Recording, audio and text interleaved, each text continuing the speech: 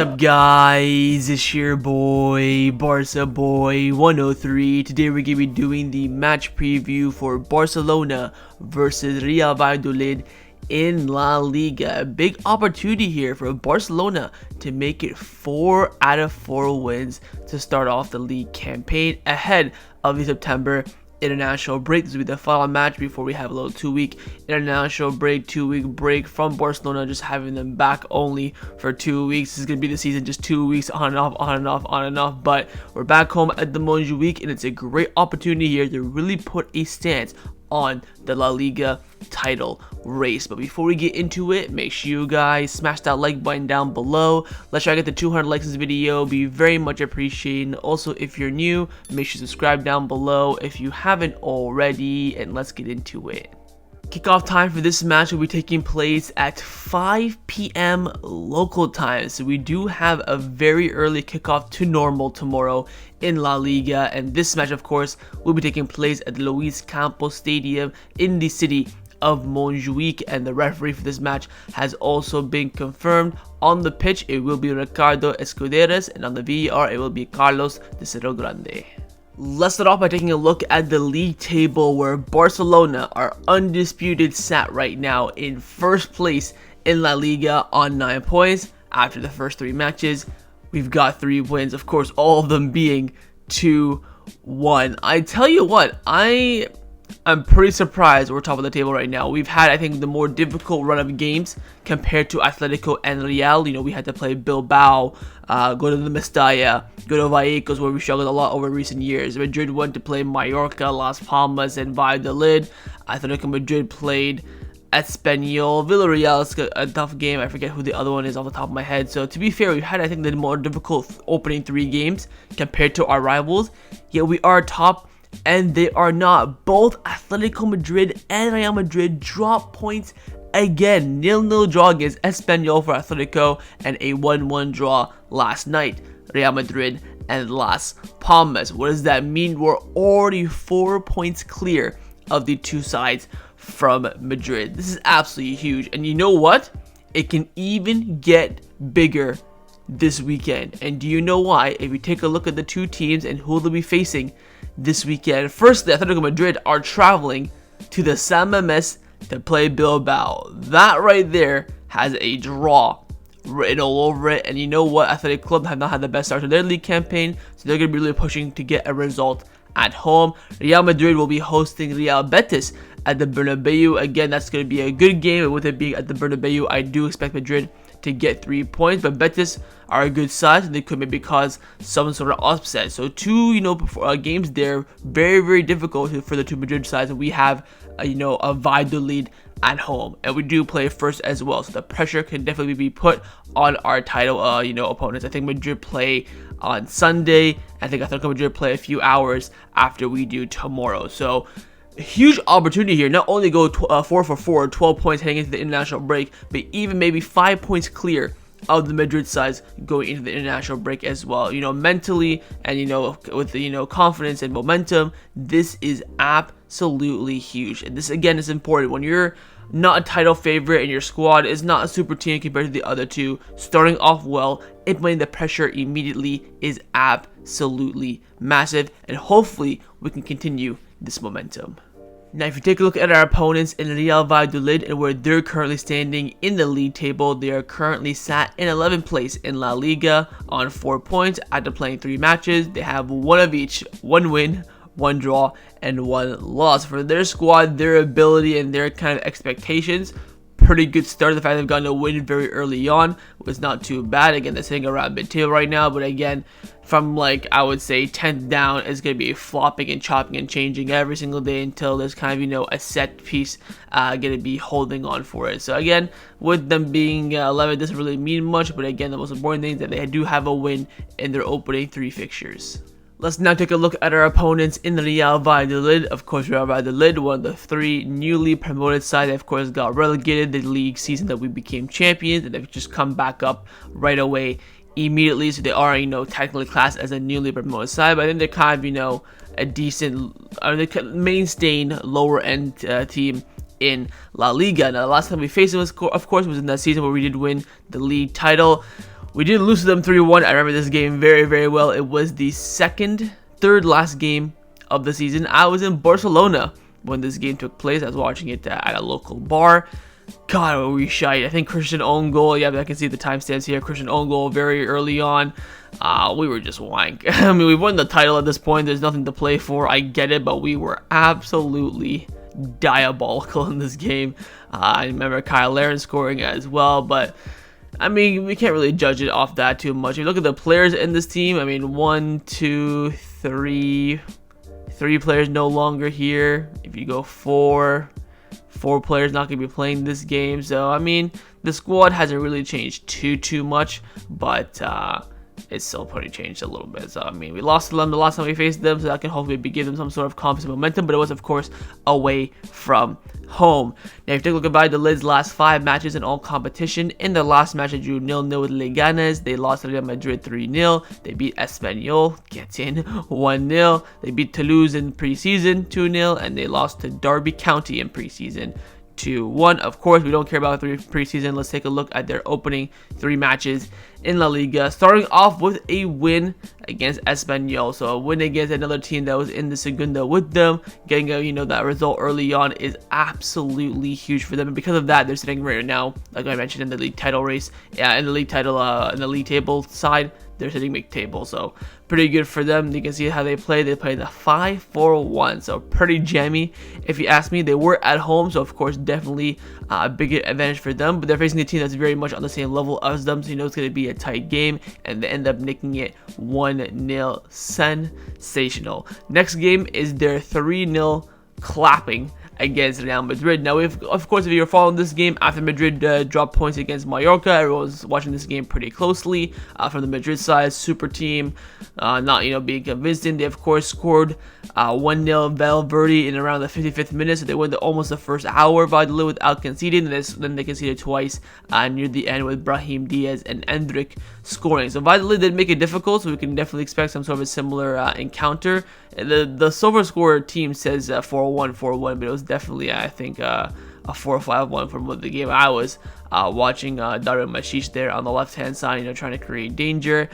They defended very well, defended very deep. Of course, they were just kind of just sitting back, park the bus, counterattack, as you expect from a side of their quality. They did all right in the first half. They had a few chances on the counterattack as well, where they definitely could have scored and made things a bit more challenging for Madrid. But in the end, they weren't too clinical, and once that first goal went in, they kind of had to open up a little bit, and of course the floodgates came in after that. So typical, I would say, lower team facing a bigger team, and would probably expect that in tomorrow's matchup. And the last match of all competition was a 0-0 draw against Leganes. Again, Leganes on their level as well, coming up being promoted. So they faced 2 out of the 3 newly promoted sides. They got 4 out of 6 points, which again is not too bad. They probably would have taken it at the start, but again, with them both being at home, 6 out of 6 would have been huge for them, and definitely would have set them on course for survival. This, I would say, is definitely 2 drop points for where they've been playing, how they've started the league campaign as well. You can see again with them facing a team very much their style and very much on their level. They adapt more to a 4-3-3. You can see based on the ratings how well each player did end up playing. But again, this team was more so structurally, it wasn't based on experience. You can see in the Real Madrid lineup, we saw, La Liga experienced players start that game, for example, like Darwin Mashish, but he did not start this game. So again, it was a very even game, and it was both teams at a similar level, and in the end, the points were shared. So overall, final thoughts on Real Valladolid. They're very much, your typical newly promoted side, fighting for relegation, fighting for survival, and they're going to play that way. Their manager is Paulo Pezzolano, and again, he's been, ride or die with them for quite some time now. He got them back into La Liga, and he is, having a good start to the league campaign with 4 out of 9 points, especially for Valladolid's kind of, expectations. In terms of the players to look out for, again, they're a team that has fairly new players, not too many, La Liga experienced players, apart from the ones that we mentioned. Of course, Kennedy, who's very experienced. I think he formerly of Chelsea. Darwin Mashish, who we've seen for a lot of teams in La Liga. I think like Granada. I think he played for Las Palmas for a bit. A very, very dangerous winger who has been very effective against Barcelona in the past. But it's a lot of, new names, a lot of, players that they kind of nurtured and grew in and kind of made veterans and mainstays in the Spanish division. So if we're being honest with ourselves, this should be a very comfortable game for Barcelona. But again, it is a team that, tried to do the normal way against Madrid, which is park the bus, sit back, soak it all up. They almost did that when that goal leaked, and it was just some crazy long shot by Fede Valverde as well. So it took some quality from there. We're probably going to have to show that as well in order for us to break them down as well. But it will be challenging for them. I don't think they're going to be too threatening on the counterattack, with them keeping a clean sheet. Of course, will be big. They've done so already in 2 of their opening 3 games, better than Barcelona. So it's going to be tough, especially if we don't break the deadlock very early on. Time now to get into the press conference reaction of Hansi Flick, who spoke to the media this morning, giving updates on the end of the Mercado, current state of the squad fitness-wise, what's the expectation, what's the feeling ahead of the international break, of course Madrid dropping points, yada yada yada. Let's get and see what the manager had to say this morning in the presser. Started by saying that it's always better to win. We've done well in the first 3 games so far. Valladolid is a good team and defends well, but we know how to attack. It will be a difficult game.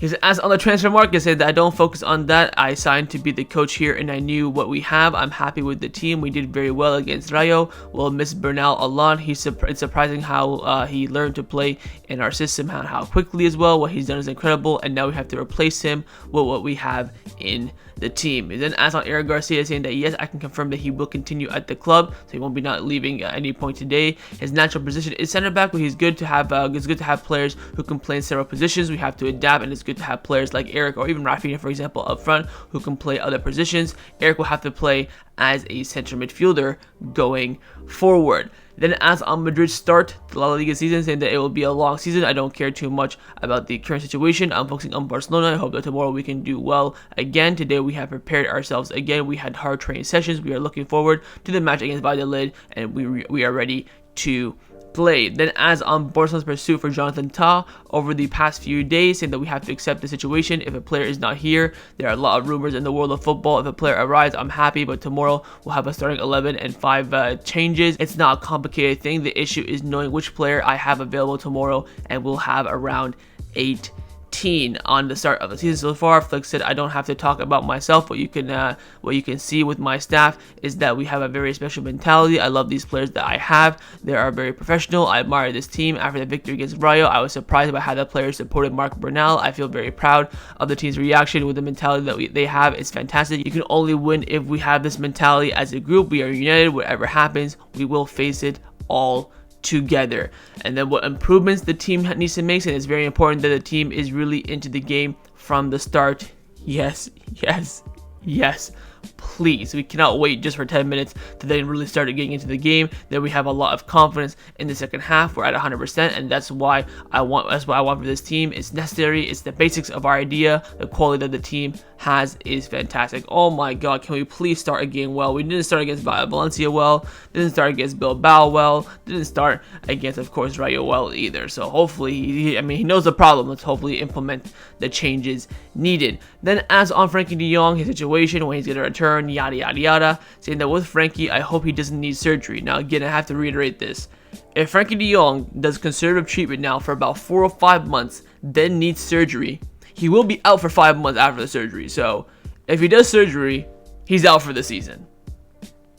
Let that sink in your head. So it's a big moment. His recovery and he's marking progression. Now we have to wait and see how it develops with the training load. I hope to have him after the international break, but I can't confirm that. We'll see what happens after the break. Also on the pivot, what he wants to see, quality wise and stuff like that. He said that I've seen a lot of good things from Marc Bernal. Now we have to concentrate on the players that we have to replace him. Casado or Eric Garcia will give them opportunities to play in this position, and I'm confident that they can do a good job. And finally, he was asked on Fermin Lopez minutes, how important he is for this team, where he can play. He said, look, I think Fermin is an 8 or a 10, so him being an 8 is interesting. We never saw him as an 8 under Xavi. We saw him in the 10 and on the left, so the fact that he's put an 8 there is interesting.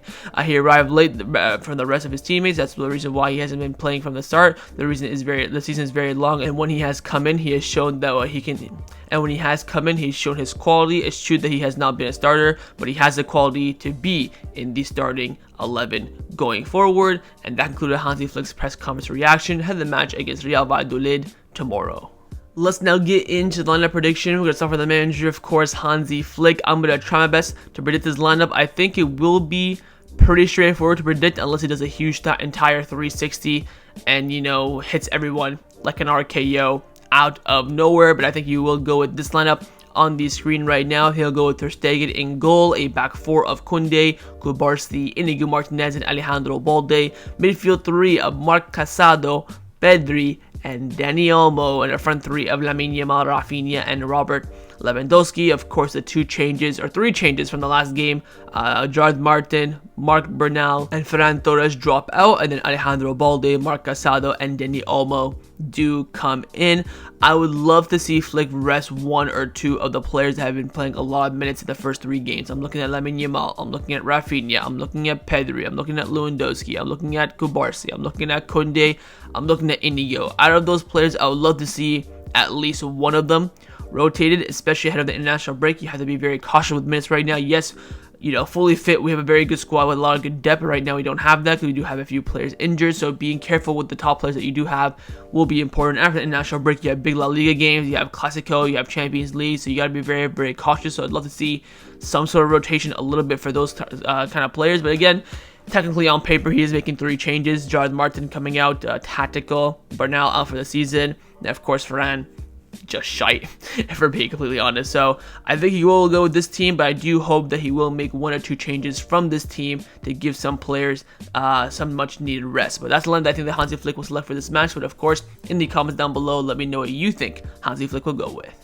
Now I'm going to show you guys my lineup, what I would do if I was the Barcelona coach, and of course I have made a few tweaks and changes from Hansi Flick's lineup selection, and I have gone with this lineup on the screen right now. I've gone with Ter Stegen in goal, a back four of Hector Fort, Jules Kounde, Inigo Martinez, and Alejandro Balde, a midfield three of Casado, Pablo Torre, and Dani Olmo, and a front three of Ferran Torres, Lewandowski, and Pau Victor. Now, Pablo Torre could leave today. I don't think he will. Again, the rumor is Barcelona's market is closed. Nothing will happen. So he might leave on a cheeky loan last second. We'll wait and see. But again, my thought process here is resting players. We have international break coming up. I don't want players getting too injured. Of course, Raphinha wasn't called up, so you can make the argument to start him. Then he'll get a 2-week off during the break. But I'm like, you know what?